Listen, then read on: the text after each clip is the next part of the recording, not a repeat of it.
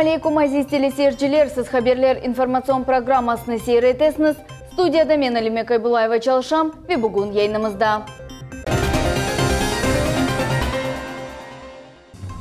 Кырымда Бутун Dünya конференциясы озышыны девам эте.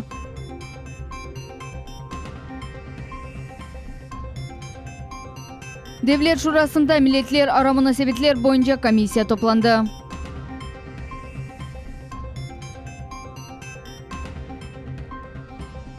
Kırım musulmanları Türkiye ile dini münasebetlerini pek etmeye hazırlar.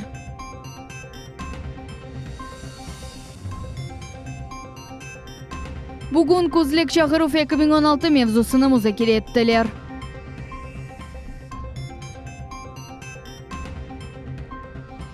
Otuz 7 yaşlı Medina Ablakimova yardımga muhtaç.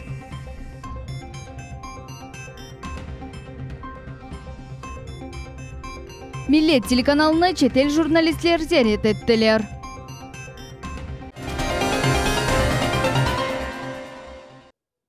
Кырымда Крым в современном международном контексте серлевалы Бутун Dünya конференциясы озышыны девам эте. Эсас мерасимлер бүгін Ялта шээрінде олып кече. Конференция черчевесінде 20-ден зиеде чешет мемлекет векілері ве хусусан журналистлер, жемат эрбаплары, Италия, Туркия, Қытай, Булгаристан, Ақ-Русия, Эрменистан, Казахстан, Юнанистан ве Сербистандан саясетчилер топланды. Форум иштиракчилері гражданлық жемиет роліні ве Қара Дениз регионында халық дипломатиясының ишбірлік инкишафыны музакере етелер. Bundan da gayrı çeşit milletlerinin çetel diasporalar ile münasebetleri hakkında söz yürsetildi. Tafsilatlarını Dilara Şevketova bile. Конференцияның экінші күні ичтимаи дипломатия халқара ве иш-ишдешлік мевзуларына бағышланған еді. Чешет девлетлерден келген ресми векілдердің корушывы яқын четел мемлекетлерінен медени ахляхи бағлар ве субет шекілленіві кібі мерақ доғырған меселелер чесілмесі için meydan oldu. Yani Kırım, Türkiye'nin üzerinden Batı dünyasının uyguladığı ambargoları atlatmak için büyük bir imkan sahibi olacak. Ben Kırım halkının, gerek Rusların, Tatarların ve diğer milletlerin geleceğe umutla bakmalarını düşünüyorum. Çünkü gelecek Kırım'ın çok daha parlak olacak. Yani Kırım'da yaşayan insanlar bu parlak Kırım'ın geleceğinde de mutlu olarak yaşayacaklar.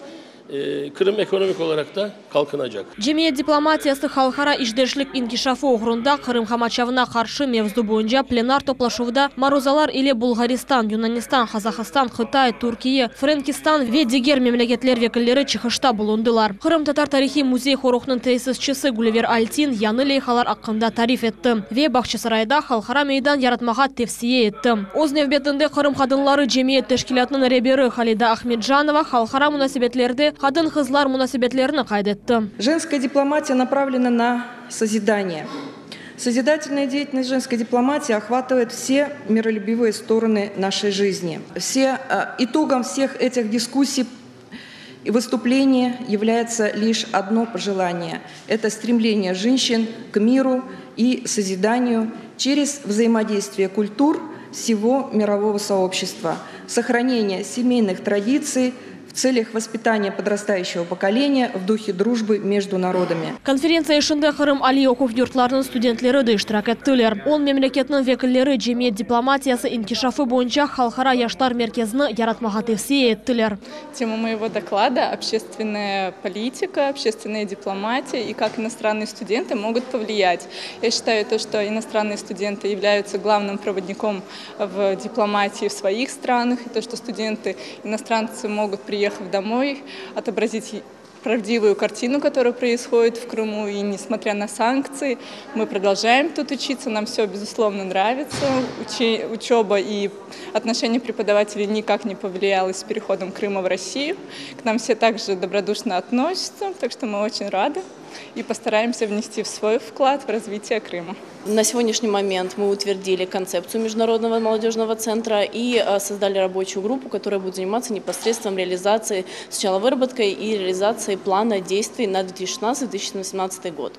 Площадкой первоначально будет выступать Крымский федеральный университет, поскольку 50 стран представлены в университете и 3000 иностранных студентов. Мы являемся представителями наших стран из разных точек мира, в том числе и санкционных, так сказать, стран. Я считаю, что большие вещи, большие заслуги могут осуществиться только маленькими шагами.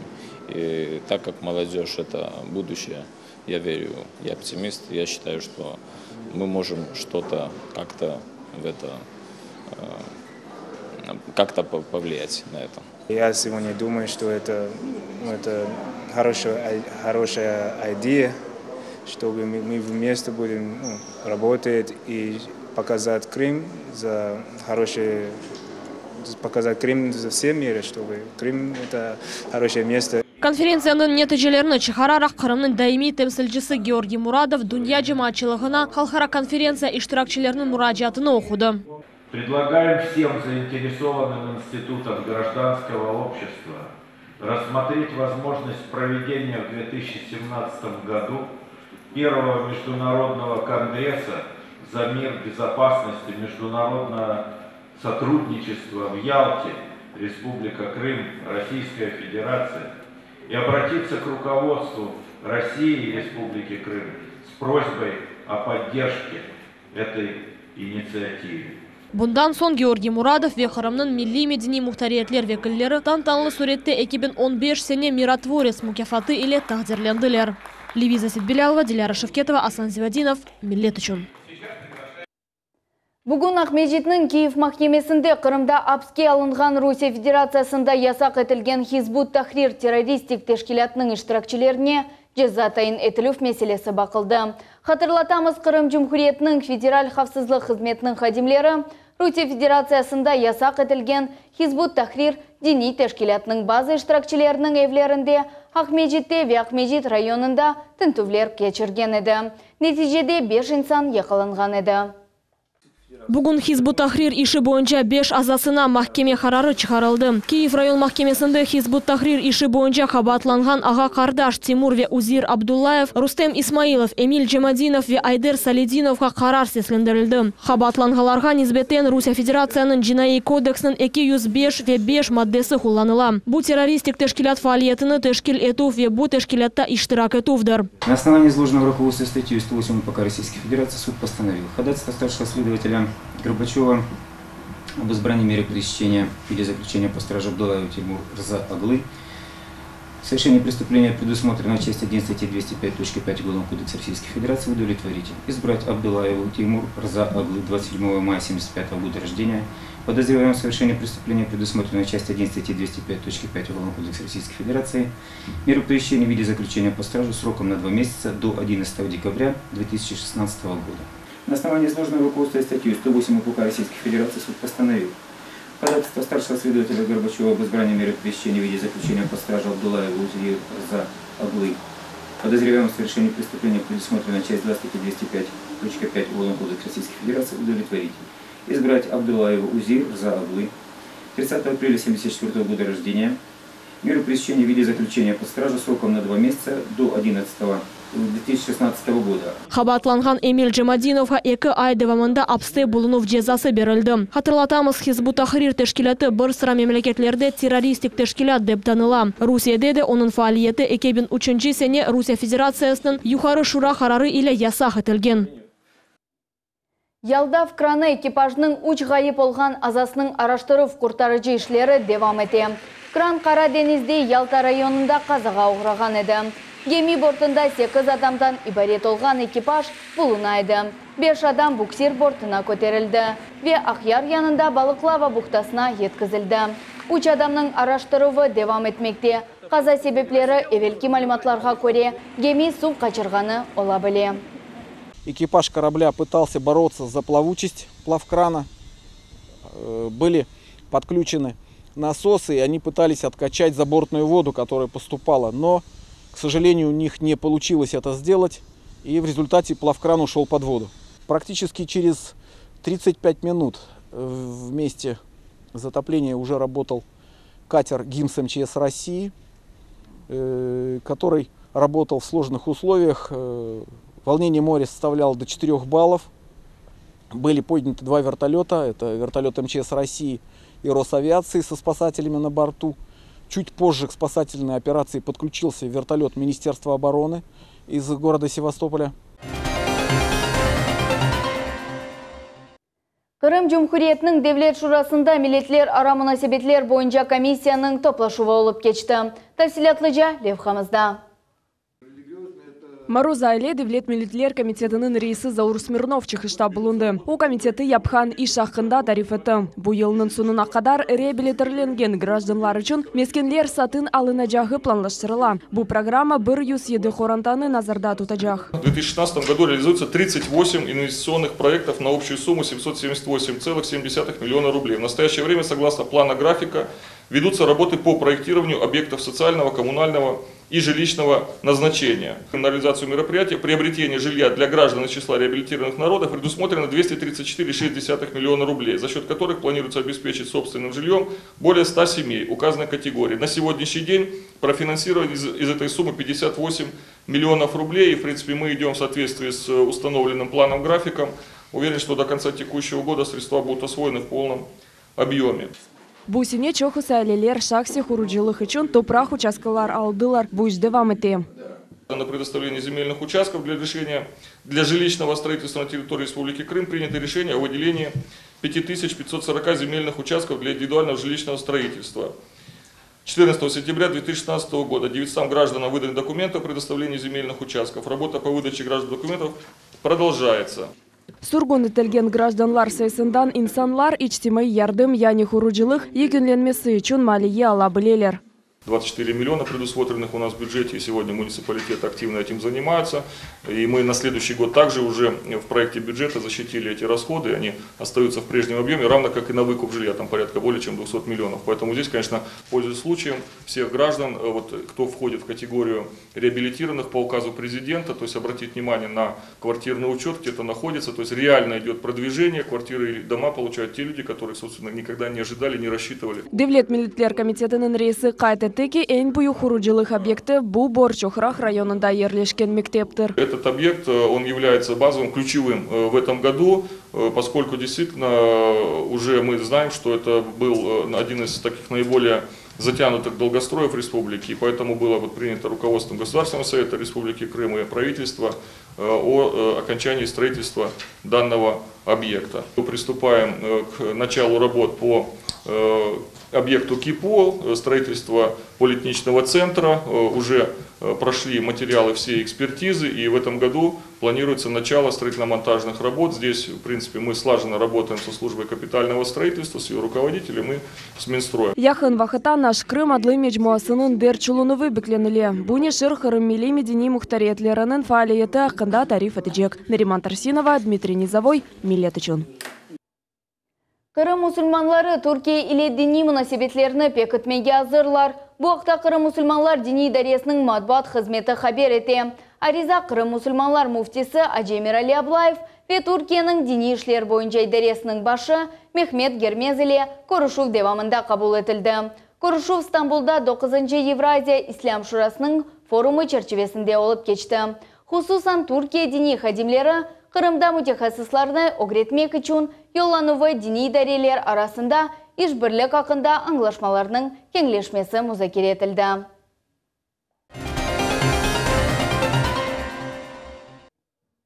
Бүгін Россия сегодня халқара малюмат мерkezінде күзлік чағыров 2016 адлы мевзу бойынша матбуат конференция олып кечті. Мерасим кетішатында бұл чағыровның хусусиетлері бойынша музакире кечірілді. Эмде Кырымда Юнармия Умумрусия Балагенч Арби Ватанпервер Жемиет әрекетінің инкишафы ақта сөз үрсетілді. Кырым Жумхуриетінің Арби комиссары Анатолий Малолетко кечкен сене чағырымның нәтижелері ақта тариф етті. Оның сөзлеріне көре Кырым Жумхуриетінің Арби комиссариатына авали етілген генераль штабының вазифесіні толы суретте бежерді. Мы призывали 1560 человек. Это где-то по Южному округу мы занимаем 4-е практически место по количеству призываемых ресурсов. Мы подавали в основе своей это Черноморский флот и военно-космические силы. Гражданларның азырлану ве чағыров бөлігі чағырылған аскерлеріні қабыл етмеге азыр. Топлав ноқталарының айра элементтерінде тамир ішлері кечірілді. Тибби Арби эким комиссия енді осишыны башлады. Кырым Жумхуриет Арби комиссариатының Арби қызметіне азырлану ве чағыров бөлігінің башы Вадим Мишалкин хабер етті ки, насыл етіп чағыру аскерлеріні қызметке азырлайлар. На сборном пункте Республики Крым проходят медицинскую комиссию, вторично уже после того, как они прошли медицинскую комиссию муниципальных образований, где определяется степень годности к военной службе.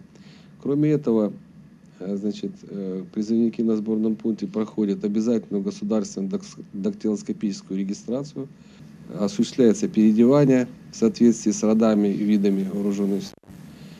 У нас создан прекрасный пункт переодевания. Каждому военнослужащему выдается пластиковая банковская карточка, на которую он получает денежное удовольствие свое. Ветеранлар ишлері бойынша Крым Жумхуриет арби комиссарының ярдымчысы Юрий Мажирин білдірді ки, бұл сене майыс айында юнармия адлы жемиет әрекеті яратылды. Главной задачей движения является именно воспитание у молодого поколения, начиная с школьного возраста, призывного особенно возраста, это чувство высокой ответственности и сознания в служении своей родине, России. 2016 күш чағырывы октябрьның 20-сінден башлап декабрь айының 20-не қадар девам етежек. Арби комиссариат 1,5 bin чағырып аскерлеріні қабыл етмеге планлаштыра. Султания Ситакаева, миллет үшін. Русия ермай мақсулат ағылары бойынша Украина ile аңлашма фаалиетіні тоқтатты. Эмир Русия хакимиетінің сайтында дерчетілген. Эмирде бұйрылғанына көре Транснефть Украина территориясындан кечкен трубопроводлар участкаларыны Исвечия шirketlеріне сатқан сон, Русия онда иштирагыны керексіз сайып, 1995 сене имзаланған анлашманы бозды.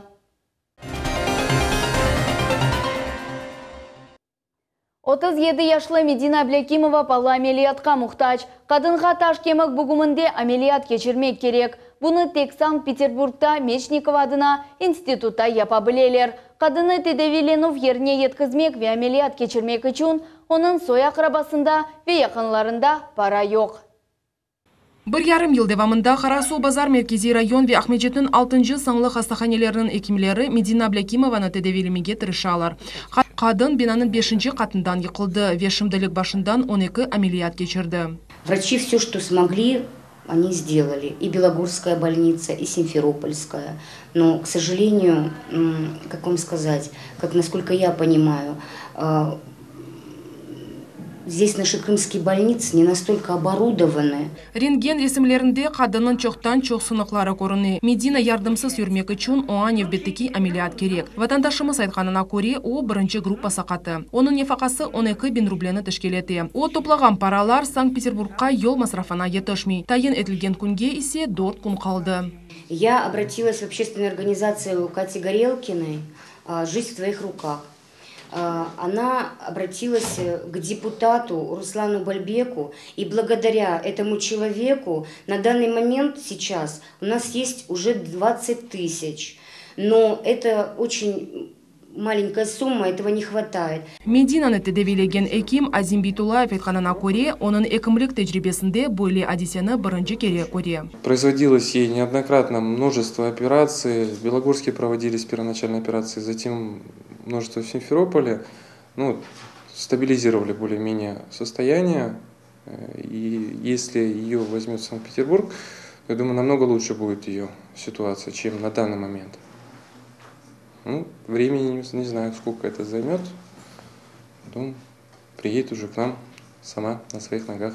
Мединаға етішмеген параны топламаға ярдым етмеге істегенлер бойле реквизитлер бойынша мұраджат ете білелер. РНКБ банкы карточканың номерасы 60 54 70 00 68 22 07 29. Сабрия Халеляева, Асан Зивадинов, миллет үшін. Кырым сақлық сақлав Назира Александр Галенко бүгін Симашка адына Жумхури клиник хастаханенің яны баш экіміні Александр Остапенканы тағдым етті. Хастаханенің эвелки баш экімі Елена Соболева Жумхуриет сақлық сақлав Назирның әмірі иле іштен бошатылған еді.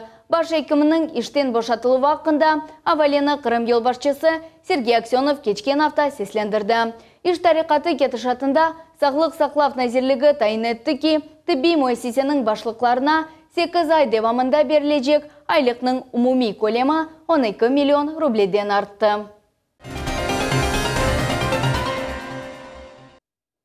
Бүгін четел көтлеви мәлімат васталар ейтінің векілері Қырым Татар Миллет телеканалыны зерет еттілер. Олар үшін Қырымда çalışқан мұхбирлер иле субет кечірмек имканы oldu. Mevzunu bizim muhbirimiz Safiye Şukurova devam etti. Матбуат туры черчевесінде Булгаристан, Армения, Казахстан, Юнанистан, Сербистан, Туркия, Қытай ве Русия мемлекетлерінден келген четел мұхбирлер Қырым мұхбирлерінің ве ярымаданын сәкинлерінің қоныштылар. Бүгін есе бой ет иждереті или Милет телеканалына келді. Мы в Сербии слышали о вашем канале. Я очень рад, что я посетил этот прекрасный канал. Мне кажется, с моей точки зрения, конечно, это огромное достижение, такой современный информационный ресурс на крымско-татарском языке. Это, конечно, не коммерческий проект, это не окупится, никакого заработка здесь нет. И поэтому это очень важно, потому что это поддерживает культуру такого коренного народа, как крымские татары. Не у всех журналистов в этом мире есть такие условия, как у вас. Поэтому только вот от вашего энтузиазма, от вашей работы, от ваших сил, все от вас зависит. Сколько бы мы ни работали, а результат измеряется тем, как зритель на это реагирует. Надеюсь, у вас контакт с зрителем сильный и будете развиваться и говорить, видимо, не только о достижениях, о проблемах тоже, о том, какие проблемы существуют, что народ хочет, молодежь особенно, что хочет. Всего год вашему телеканалу, и мы видим, как много сделано. Мы видим, как много молодых людей работает в вашем телеканале. Это, наверное, было самое приятное для всей нашей группы, потому что всегда, когда видишь, как молодежь куда-то приходит, начинаются новые инициативы, новые идеи, это всегда обязательно даст плоды. Мы понимаем, что работа вашего канала не самая легкая работа в Крыму. Мы смотрим, правда, на это немного со стороны, но понимаем, что есть очень много задач, которые вам предстоит решать именно усилиями молодого коллектива. И мы очень надеемся, что у вас все получится, и ваш телеканал завоюет аудиторию и будет одним из популярных в Крыму. Четел мұхбірлеріне телеканалының генераль мүдірінің муавины Сусана Халилова экскурсия кечіріп, Қырым Татар Миллет телеканалының хадимлерінен таныштырды. Уларны меракландырған суаллер, насыл серджілер бізлеріні қабул етелер, насыл серджілер бізлеріні бақалар, насыл программаларымыздың севелер бізім серджілер бақмаға, ве асыды уларны да бір айретте қалдырған меселе, яғни бізім яш мути хадимлеріміз. Мен айттым ки, яғни керчіктен де Миллет телеканалы чоқ яш телеканал, Миллет телеканалы açılған bizim telekanalımıza Kırım'ın en cesur, en parlak, en akıllı, en dülber gençlerimiz ve en esası en vatanperver gençlerimiz geldiler çalışmağa. Bu elbette ular çok beğendiler bizim kanalımızı ve mutlaka gelecek seferde bizge geleceklerine işandırdılar. Çetel kütlevi malumat vasıtalarının vekilleri Sübet Kitişatında Millet telekanalının hadimlerinin öz tecrübeleriyle paylaştılar. Safiye Şukurova, Dmitriy Nizavoy, Umir Mustafaev, Millet teлеканалы. Böylelikten bizim yayınımız sonuna yetti. Şimdiki vaqtqa bu hepsi malumat. Gelecek haberler yayınını kaçırmanız, biz ile olunuz. Görüşmek üzere. Sağlıkla kalınız.